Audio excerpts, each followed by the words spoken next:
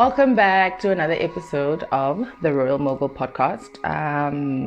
It's been probably almost 2 weeks since I released a video, which a part of me felt very anxious for not releasing anything because I felt like I was falling off with my consistency, but so much has been happening, and there's reason and there's purpose for things not going the way you want them to. So I just had to learn to calm down in that moment and just, be one with my spirit and just allow things to happen the way they were happening and just flow. But I'm very excited about today's episode. I'm really trying to catch my breath. I'm very excited about today's episode because I have a special guest. Every guest is special, you know this. Her name is Jasmine Sims. I have Jasmine Sims today, and she is a poet. She is someone that I started following on Instagram probably over 2 years ago. And I really loved her work. I loved the way she uses her words. I love her spirituality, her love for plants as well. So for most parts, when I select my guests, it's not just who's going to be interesting to talk about, but I'm kind of led in spirit, if I should say it like that. It's someone that I would connect with, their work I connect with, and someone I feel like I would like to learn more from and really understand, okay, when you worked on this or when you thought of this, how did you come about it? And people are more than just what they post on social. We're more than just the likes we get or give. So I wanted to just get into it and just talk to her and just find out who is Jasmine Sims, what she's about. And I know I'm going to learn a lot from her. And once again, that is predominantly why I started this platform, to learn. I love to get into people's minds, understand better. We all have different views about things. So it's pretty great to have an opportunity to talk to people and learn from them. So join us, and I hope you get to enjoy it. And yeah. Thank you for deciding to join in on my episode. It's very exciting to have you here. My pleasure. I'm glad to be here. Awesome. I've been following your work for a while, and for me, part of having started this podcast was, it was a healing journey. The beginning of the year wasn't so great for me, and I think I just needed different things to try and figure out exactly who I was. And what better way to do it than through conversation and having conversation with people that you connect with through their work, their art, and just to also realize that you're not the only one who's potentially going through things. And through that, I got to engage with so many people that share the same stories that I do, share the same experiences or have gone through similar things. And I got to learn a lot.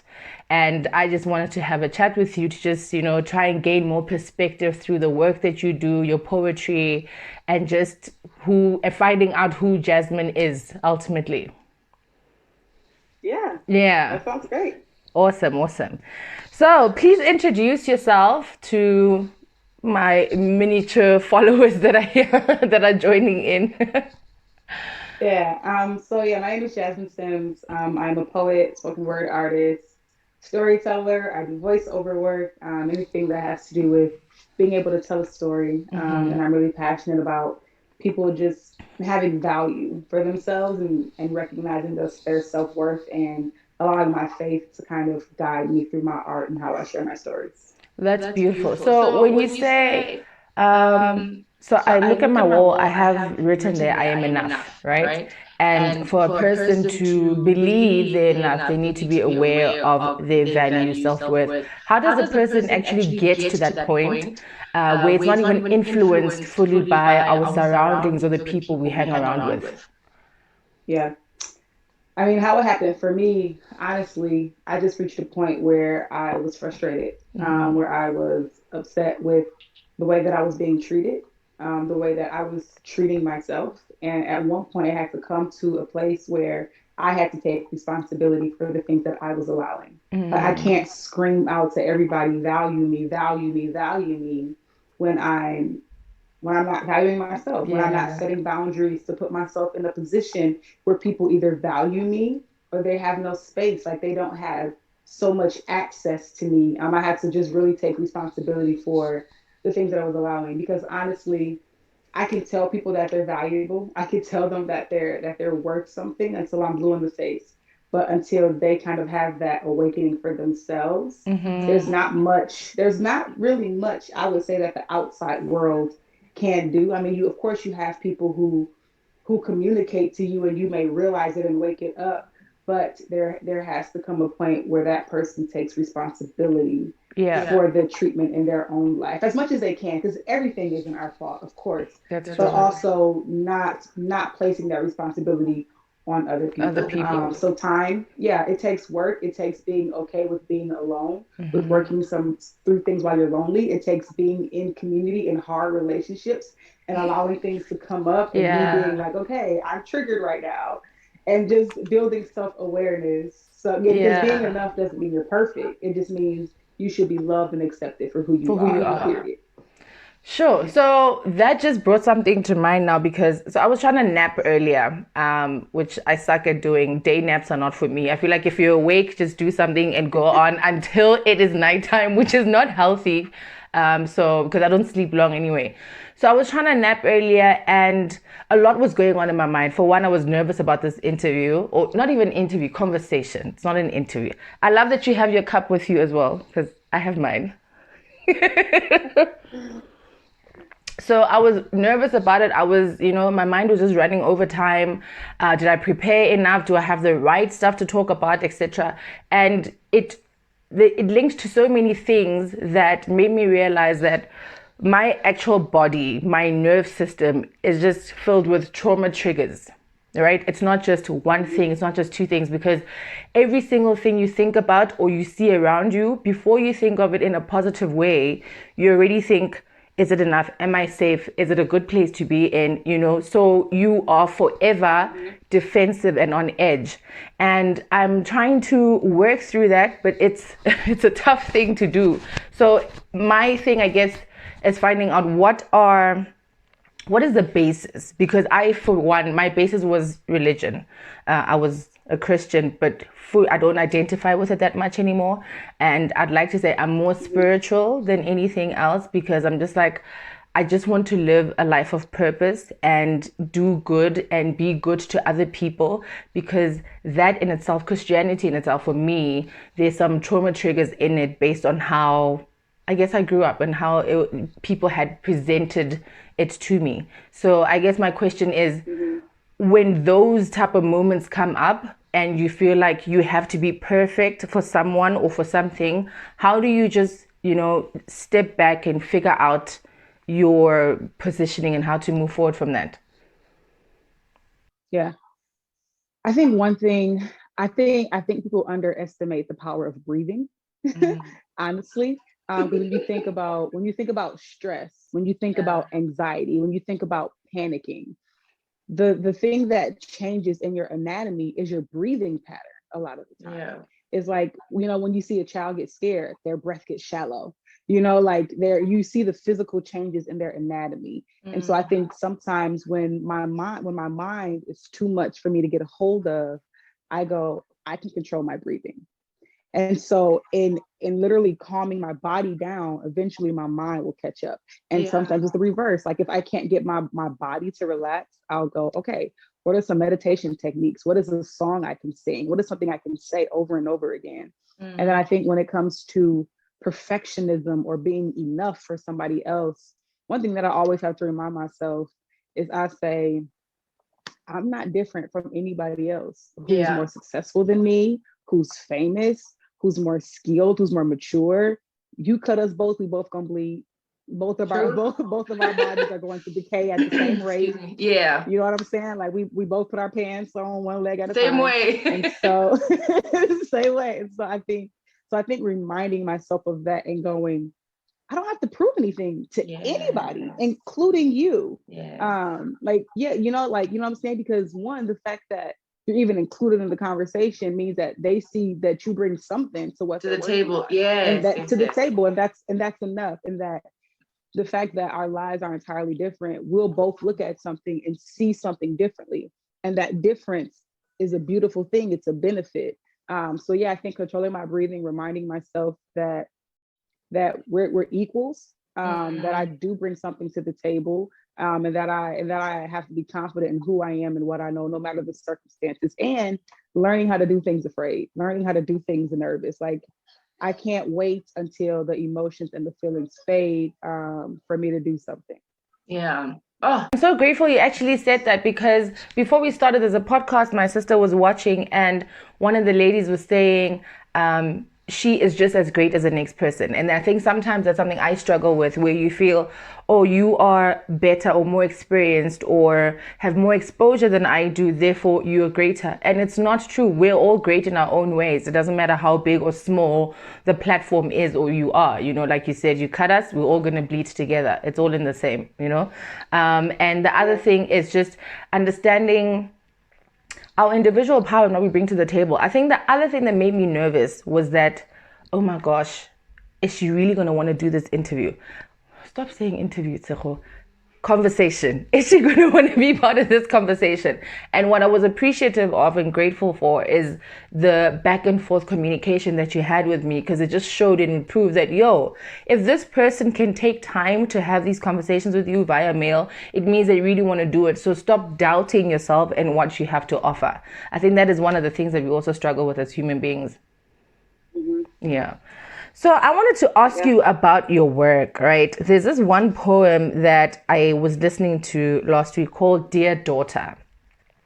Mm-hmm. And there's certain parts that stood out for me. The first one that I want to focus on, it says, go and get your ex, have him come back and explain to me why my daughter's heart is bleeding all over my bedroom floor. That made me feel something else, because it made me remember the conversations I wish I had with my mother. You know, for me, the most part was, as a child, it's a case of stay away from boys until you're a certain age. Mm-hmm. And then when you're a certain age, it's not like they talk you through how to engage with boys, right?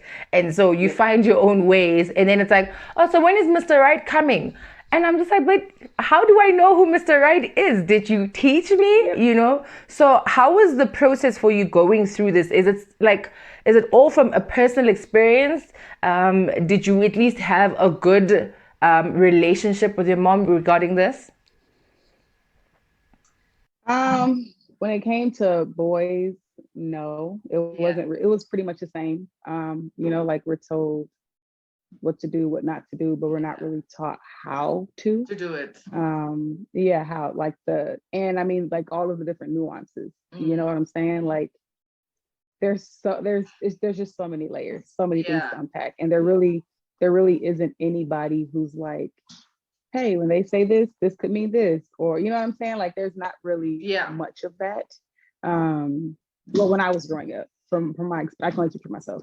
But yeah, Dear Daughter, it was definitely from personal experience. It was from multiple experiences. It was from repeated conversations. You know, so it was a very easy poem to write because it was one of those things that, like when you get to this place, well, for me, like I have no problem like holding back or biting my tongue. But when I get to a point where I'm like, I've done everything that I can do, I have communicated to the best of my ability, and you're still not getting it.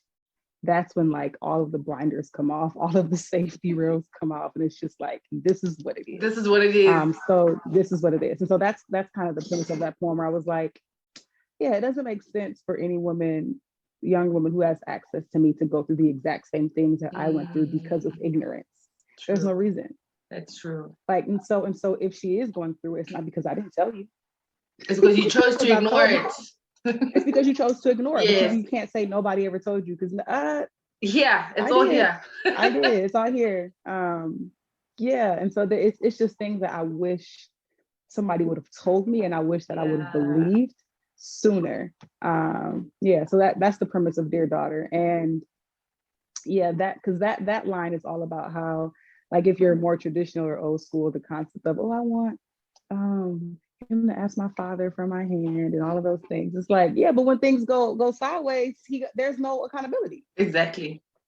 Then what? He can come and do all of the nice things and then break your heart and leave, and no one's there to be like, excuse me, sir, that's not okay. You need to come clean up here. Yeah. You need to come clean up. So Hectic, yeah. hectic. So How has this particular poem, I guess, changed how you navigate through relationships, rather, if I should put it that way? Do you feel you are in a much better place to just see the red flags from the beginning, or is it still a bit tricky? Um, I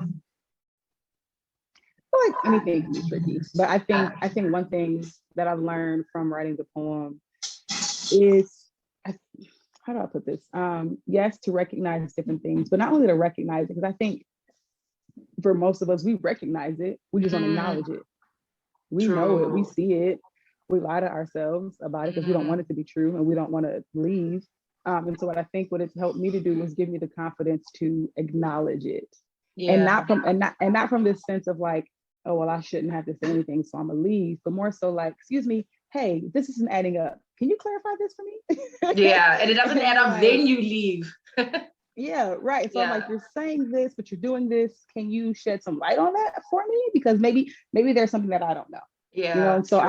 I'm all for giving grace. Because men don't have to figure it out. They're not perfect. They don't have a manual, just like we don't have a manual. True. Yeah, and so I do think it has taught me to leave sooner. Hmm. Like there's some things where I'm like, I've seen enough. I'm I'm gonna go. good. Like I'm good. I'm good. Yeah. I'm not gonna help you through this. I'm not gonna help you grow in this. Like I know what I can manage. I know what I can handle, and this isn't it. And I Yeah. wish you the best. No bad blood, but we're not repeating old cycles.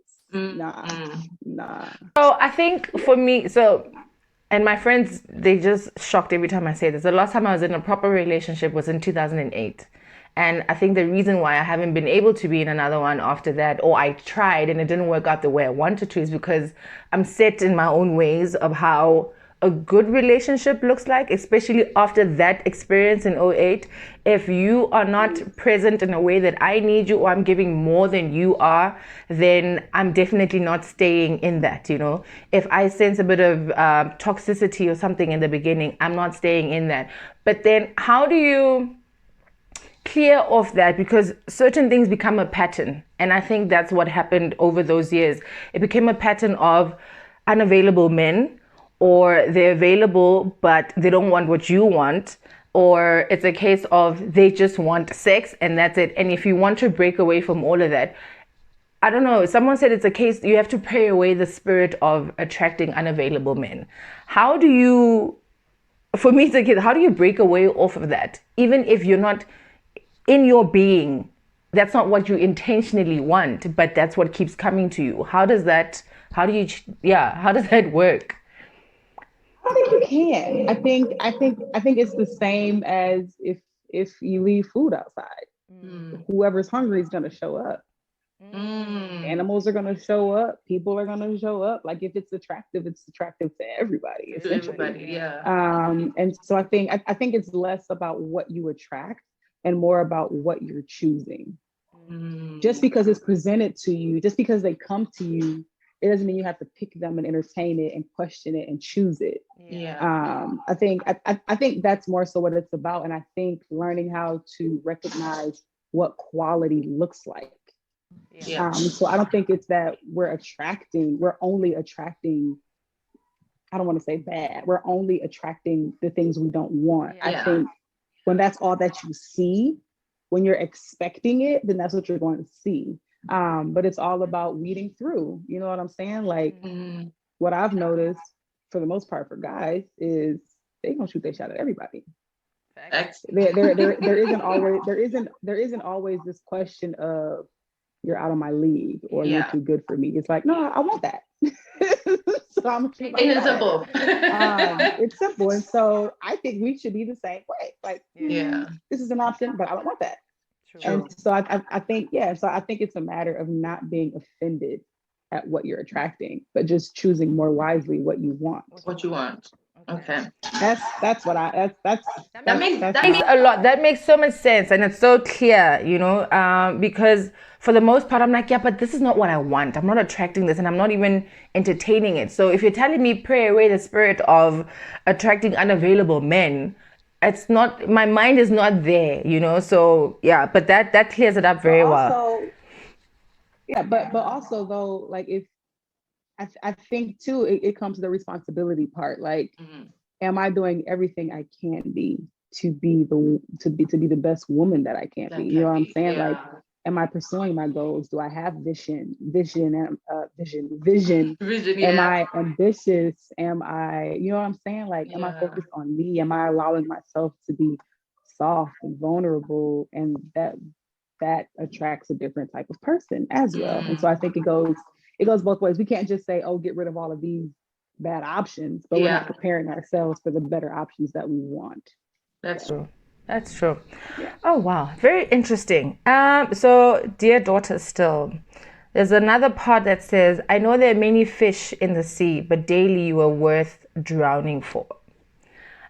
Is that from like a love experience that you felt is what you wanted, or was it from a point of saying, I know my worth, this is what I'm bringing to the table, so you need to be able to see it as well? Like, how did you, what was going through your mind when you put that together? The premise of there are plenty of fish in the sea, but you're worth drowning for is this idea where people are like, more, it was more so thinking about like women and my friends and my future daughter, this concept of how men have more options, right? Allegedly, that's how it appears, that they have more options. And so sometimes, because we feel that there are not as many good men for us, when we have someone who's good enough or is better than what our other options are, we will do things to make ourselves his top choice. We will compromise in order to stay with this person. We will not vocalize when we want more from this person because he has options, because he can leave me and get somebody else. And so there may be plenty of fish in the sea, but you're worth drowning for. You're worth somebody putting in the effort and work to be with you and to love you and to deny those other options. You're worth somebody to commit to you, because commitment doesn't take away your options. Commitment says no to all of the other options. And so the premise of the poem is, don't let the fact that there's other pretty women who are more successful than you get into your head and think that you have to bend over backwards to get this man to choose you. You're worth drowning for, regardless of whoever else is swimming in the sea with you. So that's the premise of that line. That is powerful. Like when I was listening to the whole poem, there's so many lines that I quoted from there because I'm just like, whoa. Not that you never thought of it, but it's like, why didn't I value myself enough, because you felt like I had to change and be this person in order for you to accept me. Why? No man actually does that. So why do we women constantly do that? Because like you need to gain his approval for something, which is quite ridiculous for me. There's another piece that I saw on Instagram that stood out for me a lot, and I really loved it. And when I shared it with my friends, all they could do is just ooh ah, and it says, "Heal, you are bleeding all over me."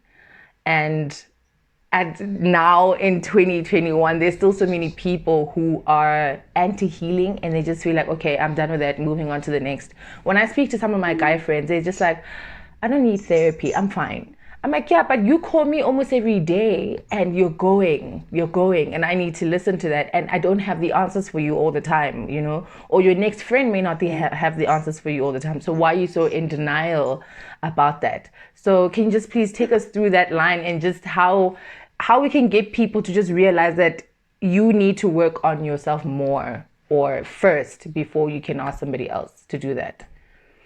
Yeah. I don't know if you can.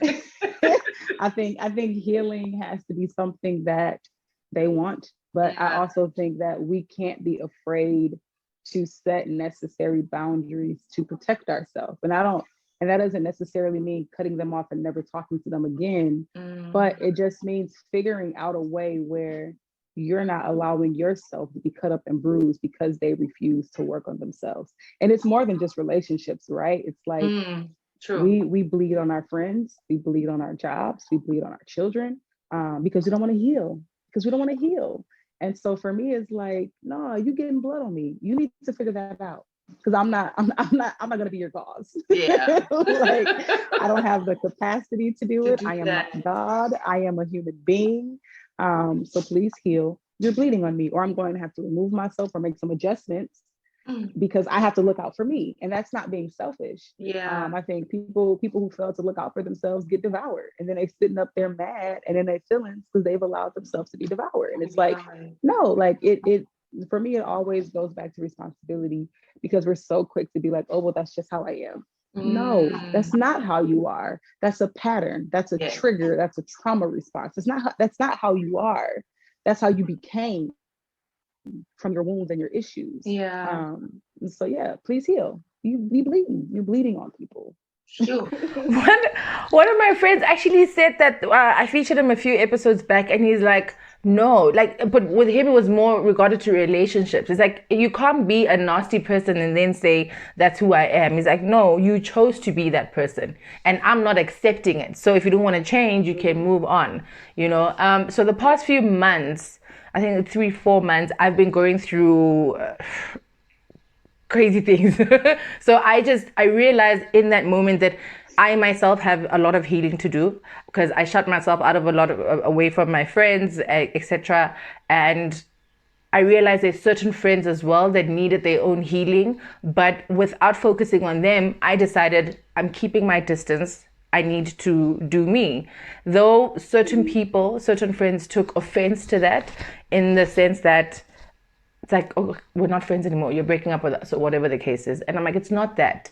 This is what's happening right now, and I need space to figure out me. And I feel like you could do the same, you know? So sometimes we end up looking or focusing on the negative instead of saying, okay, let me take this time to recollect and see what I need to do to become better, instead of being mad at the fact that Tseho decided she doesn't want to be friends with me anymore. It's not that. Friendship could come back, or whatever relationship it is, we could just bond back together. But in this moment, I'm choosing to heal. So for me, when I read that line, I understood it in both ways, that I needed to be the one who had to heal my own wounds, and I knew people in my world, or in, you know, my life, that needed to do the same thing. So instead of us continuing with this potentially toxic friendship or whatever it is, let us both part ways, heal, do better, and then we can come back to each other again, if it so happens. Yep. It's a lot easier that way. People don't recognize that. Yeah. Which is fine. It's fine. That's true. Because you think of it like a regular sickness. If someone is in the ICU, everybody can't be in a hospital room. If somebody is sick at home, I'm not about to invite everybody over. You're not going to be there. Yeah. You know what I'm saying? Like, everybody's not going to be there. You can still support me and love me and do things for me while I'm going through this. But I think that goes to just this entitlement that we have to people in our lives that I think isn't fair or right. True. So, yeah. We can all be very entitled human beings, which is a mess. So what did I want to ask you next? Also, what I also wanted to find out, your pieces, your poems are so deep. Is every single piece you write based on your personal life, or is it also from experiences with the people you engage with in your life? Yeah, people I engage with, personal experiences. Yeah, some things are inspired by emotions I've felt, TV that I've seen. Art inspires art. But I've never made up something that wasn't true or that I didn't experience myself. So yeah. Okay. And then I wanted to find out, what is your self-care routine? Is it daily? Is it something you do? Do you journal? What do you do to make sure you remain grounded and Jasmine is always good?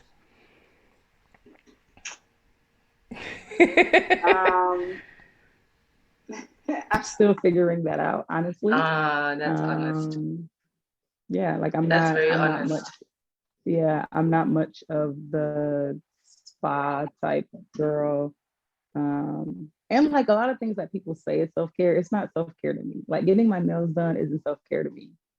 That because I have to, it's not, because it's not, that's true. It's definitely not. It's not relaxing. Yeah. For me, self-care is to relax you. And me sitting in the chair having somebody do all these, it's not relaxing to me.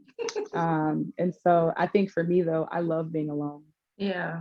I started enjoying that a lot. It was so hard at first, but I started to enjoy that so much. I love being alone. I love creating things that isn't writing. So I think that would be self-care for me. Like I paint, I'm not good at painting, but the motion of it brings me peace. It allows my mind to relax. I love stretching. I love doing yoga. I just got my own like artsy machine, so I make my own mugs and hoodies now. Oh, nice. That brings me peace. I do journal, but the thing about writing for me is sometimes it takes a lot out of me. So anything that doesn't require full mental activity, I watch way too many movies and TV shows, and that's self-care to me. Yes, I can enter definitely. somebody else's world. But to me, like I'm entering somebody else's world and I'm leaving where I am. Yeah. Taking care of my plants brings me joy, self-care. So I think those are the biggest things. I'm still searching. Yeah. I love experimenting. There's a few things on my to try list. So yeah. That is great. Plants, thank you very much. You helped me out with my plant the other time. I commented on your Instagram. We have the same plant, and I think I exposed mine to too much sun, and now it's literally coming back to life, and I'm so happy because every time my plants act some type of way, I feel, it's like you lose part of yourself. So it's like taking care of yourself, definitely. Yeah. So the other thing that I wanted to ask you, talking about self-care, someone did say going to the spa or going shopping is not necessarily self-care. It's an outer self-care. But after you are done doing that, what then happens to the inner you? How do you then care for that? And for me, what you're doing is perfect because it helps you align. It helps you find peace and understanding, clears your mind, I definitely started with the yoga and meditation, but I've fallen off a little bit. But I'm allowing myself grace. I'm giving myself grace to just go through everything each step at a time. And then if I can't yoga or meditate, I binge on shows that just, help me relax and release. And I think self-care routine, I don't think there really is a routine. We just try to formalize a structure. And based on what we see a lot on Instagram and what people portray to be self-care is not necessarily the most ideal. It all depends on what you do. So I really dig that a lot. Your bio says you hate bios, and then you explain you love plants, you're a poet, etc., etc. Why do you hate bios so much? They're pointless to me. Yeah.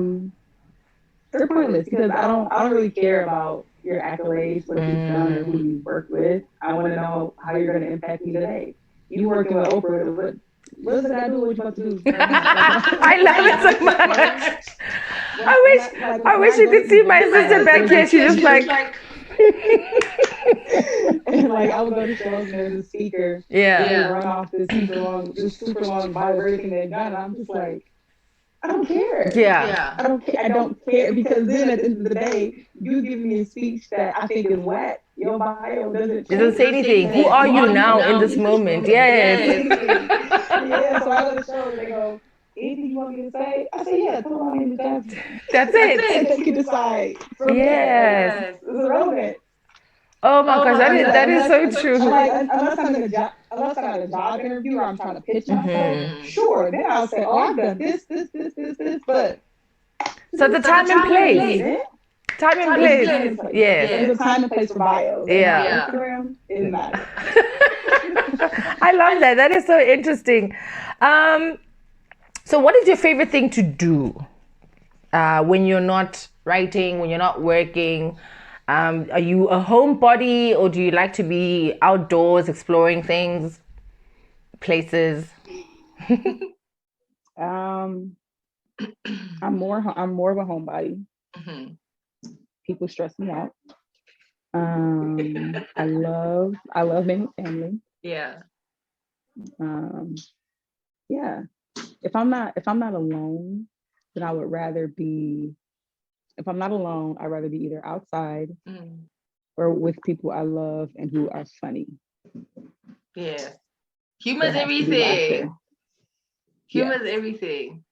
Yeah. Other than that, a really long movie. I love watching shows with people. Yeah. Yeah, that's it. I'm simple. I love that. So I want to ask you, and if this is too personal, you let me know. I'm genuinely like an open book. Who would you say is Or what is your ideal man? What does he look like?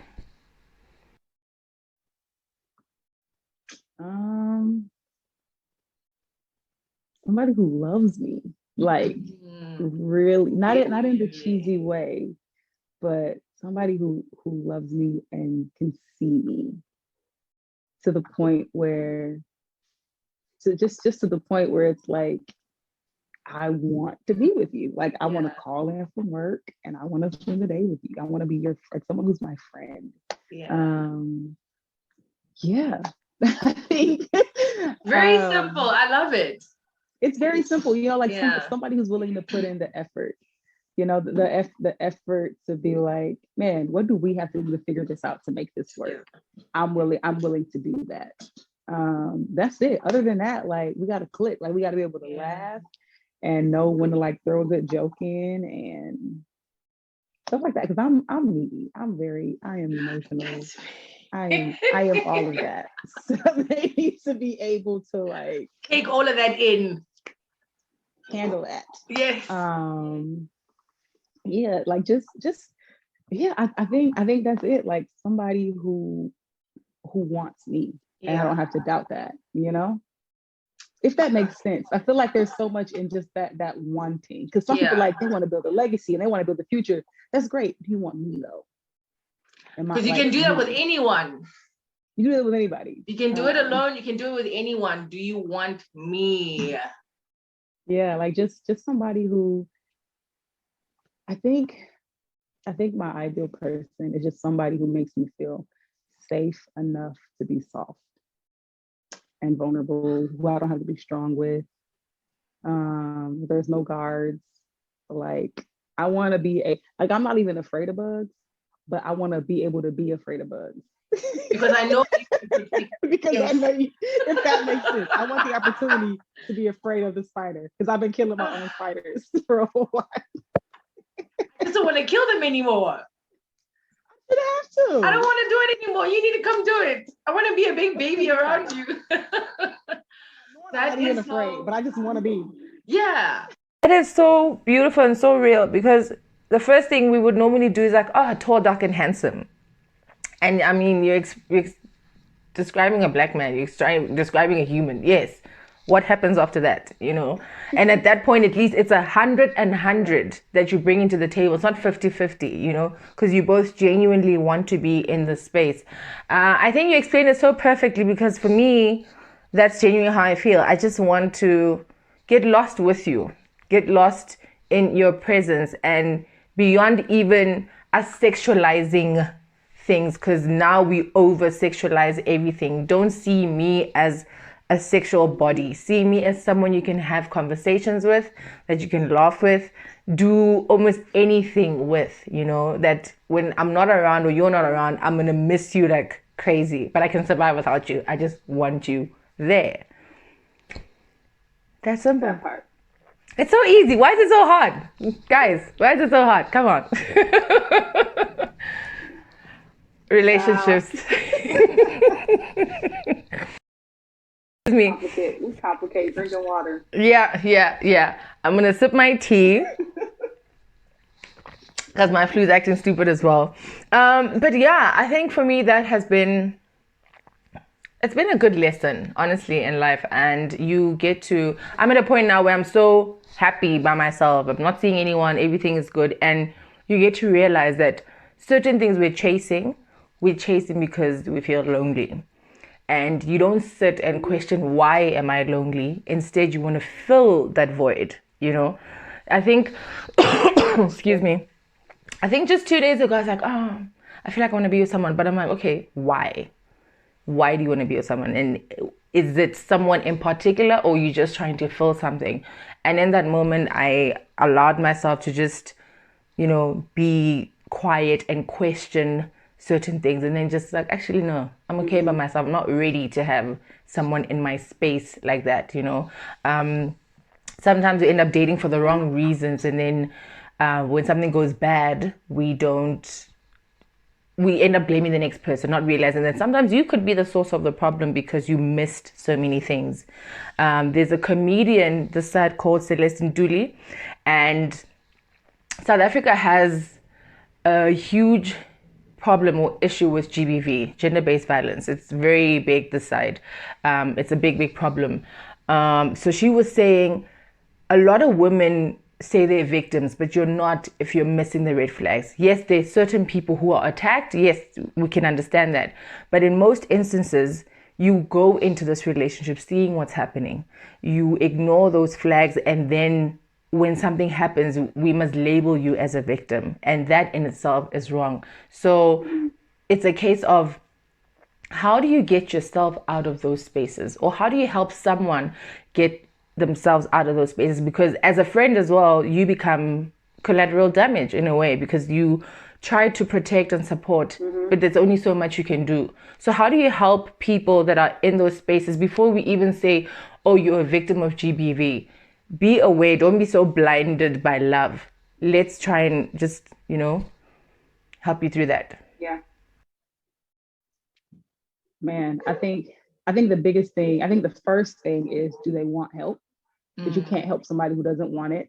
And I think the second thing is, I think we have to learn how to better equip somebody, how to fight their own battles. Because I think what happens is we become the heroes in their story. And so then they're not able to do anything without somebody else helping them or telling them what to do. So I think if we can learn how to really equip somebody to say, like, you can actually live and survive and be healthy on your own. Because a lot of people don't believe that. And so, yes, it's one thing to say, well, I'm seeing these signs. But it's another thing to say, like, I'm seeing these signs, but I literally can't live without this person or without being with somebody. And so I think, equipping, especially women, to say, you can take care of yourself. You can be healthy and whole by yourself. So then when somebody presents yourself, you're not with them out of need. Because when you need something from somebody, you sacrifice parts of yourself. You sacrifice the core of who you are. Like if I'm in the desert and I am extremely thirsty, I will drink water from places that I would never drink water from. Drink it off the ground. I would never do that. You know what I'm saying? And so it's like, but when you're in a place of desperation and need, you sacrifice things to fill that void, because you feel like that void is your bloodline.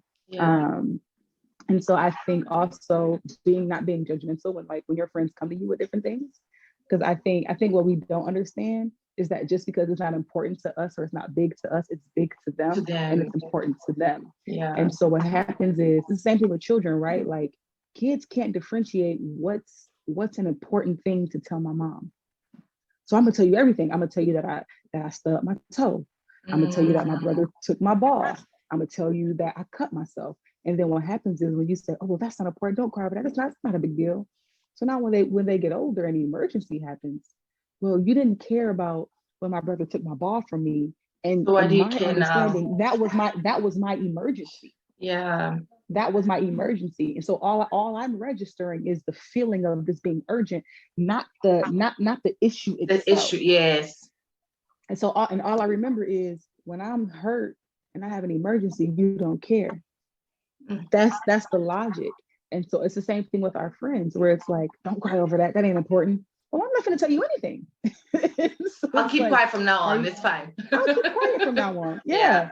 And it's like, are you a genuine, safe place for them to come to with all of their mess, knowing that they'll still be loved and they'll still be accepted and they'll still be valued?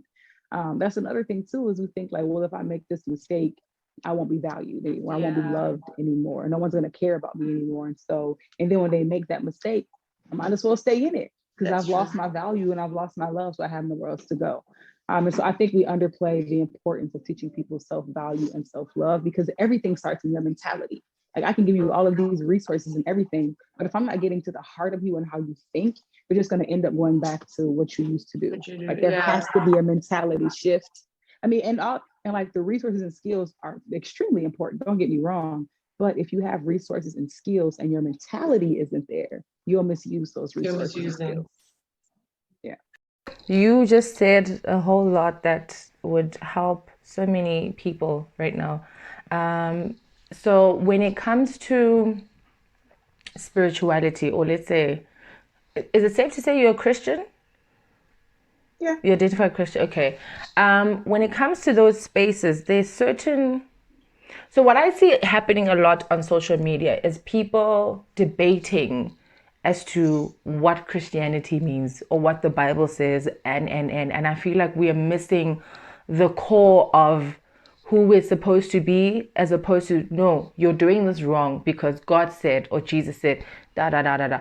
How can we, and I think that's the other thing that I'm struggling with right now, and how I got to a point of just saying, you know what, I just want to live a purposeful life, a positive life. I'll do good where I can. I'll serve where I can.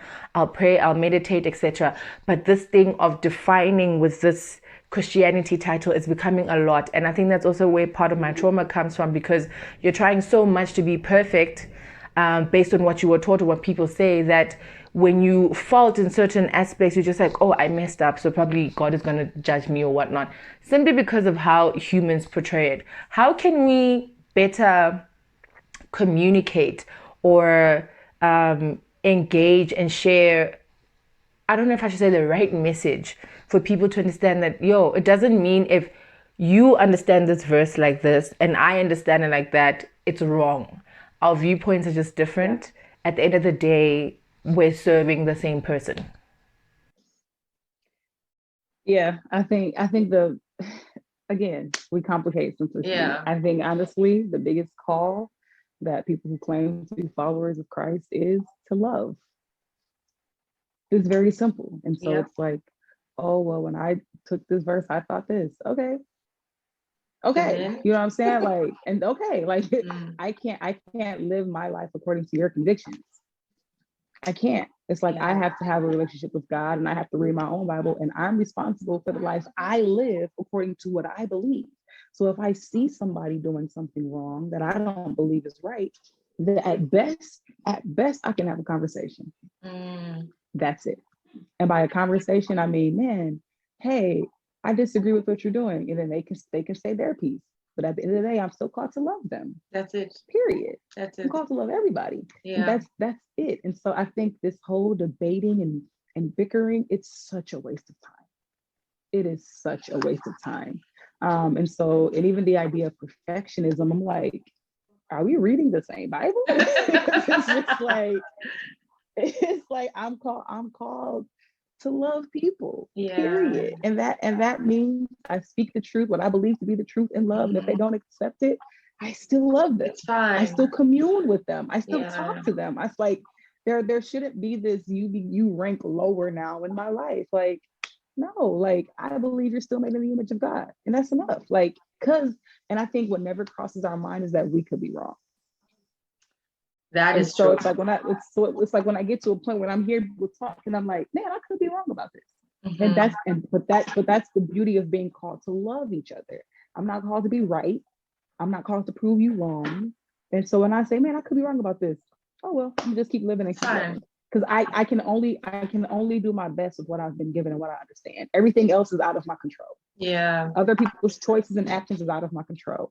And so that has brought me very much peace. When I learned that I'm not responsible for anybody else, with you, and what they choose to do, that brought me peace. Because they can say, oh, the church is this, the church is that. And I'm like, I'm doing my best and I'm loving my God and loving people. Yeah. How anybody else feels about that, that's not up to on me. them. Yeah. It's up to them. It's not on me. So I hope I answered that. Definitely did. You definitely did. And the thing is, excuse me, was that it ends up becoming a factor when you want to not identify, when you want to be in relationships, etc. Because now you sometimes go in spaces with your opinions start to be a bit judgmental. Certain people, because you're just like, okay, this is what I believe, this is what my God says, this is what I'm into, so I can't be with someone that doesn't share the exact same beliefs as. But then how are you going to learn also, even in just basic engagement as well? How are you going to learn if you feel this is it and nothing else, whatever else you say doesn't matter to me? It becomes a real problem. And what you believe will change throughout your life as you experience things like trial, tragedy, grief.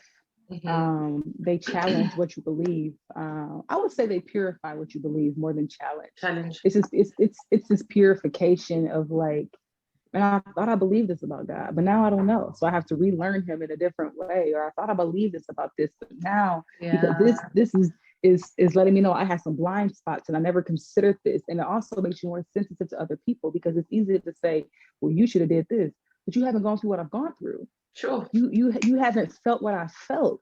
Yeah. So you have no framework to even begin to judge my choices or decisions. Like you can't. Like you literally I can't criticize somebody's grief of losing a sibling. I lost my father. I never lost a sibling. So again, I have no framework for what they're going through, even though the wound bleeds similar. But I have to understand that I can't judge their reaction to their grief. I can't. You can just be there. And I can just be there and hope to God that their grief is healthy and that they don't harm themselves out of my love for them. Yeah. And so I think when we go through things, it makes us shut our mouths. It makes us be a little bit more quiet.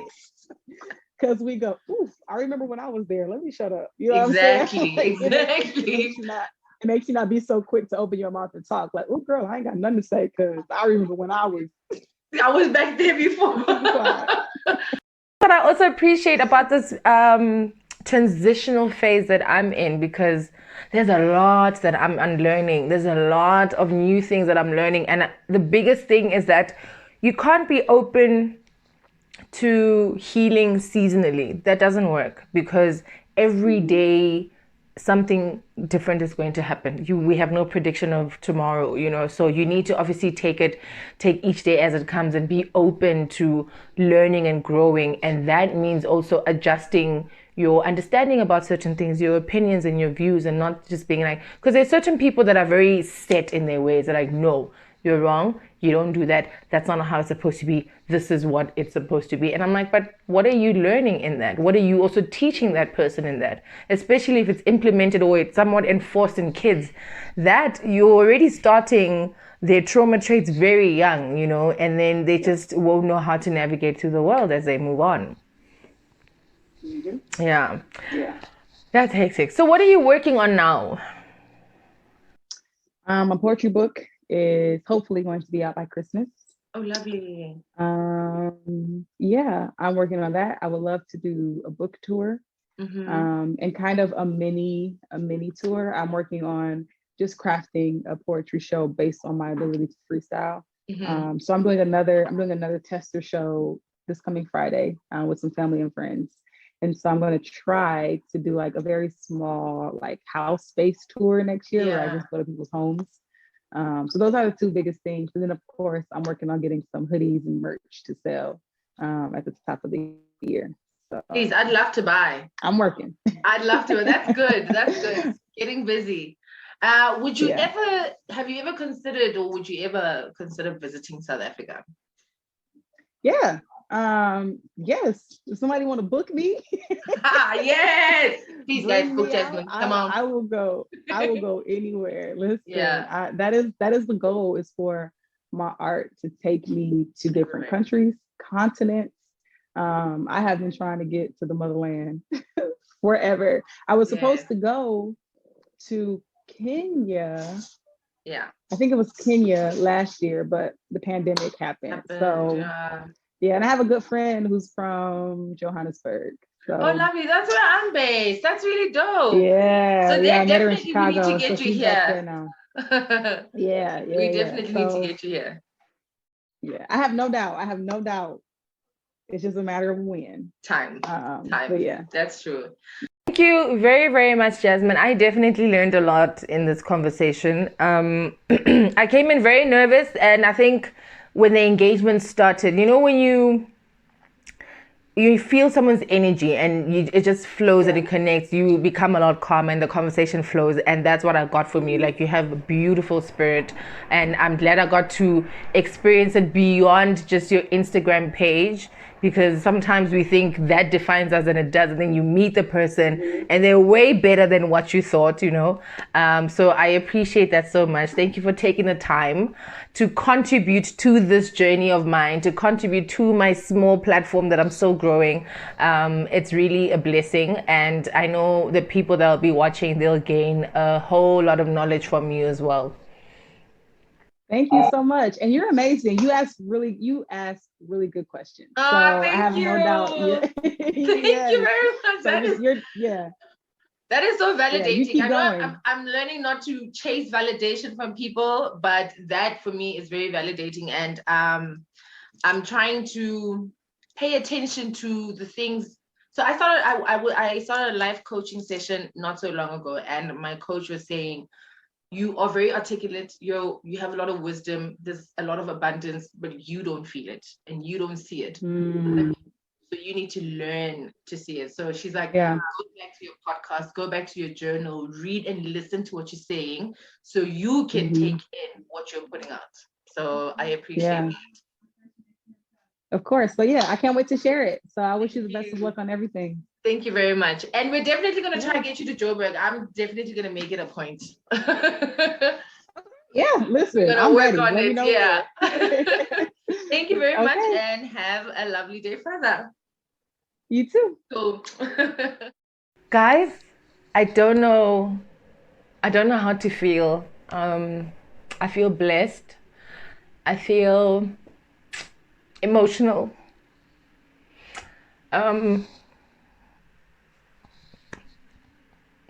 This conversation for me, I almost called it an interview again. Like I said, I'm learning not to chase validation, but this validated me on another level that I didn't think of. Where I still feel, part of me still feels like this, like still not enoughness.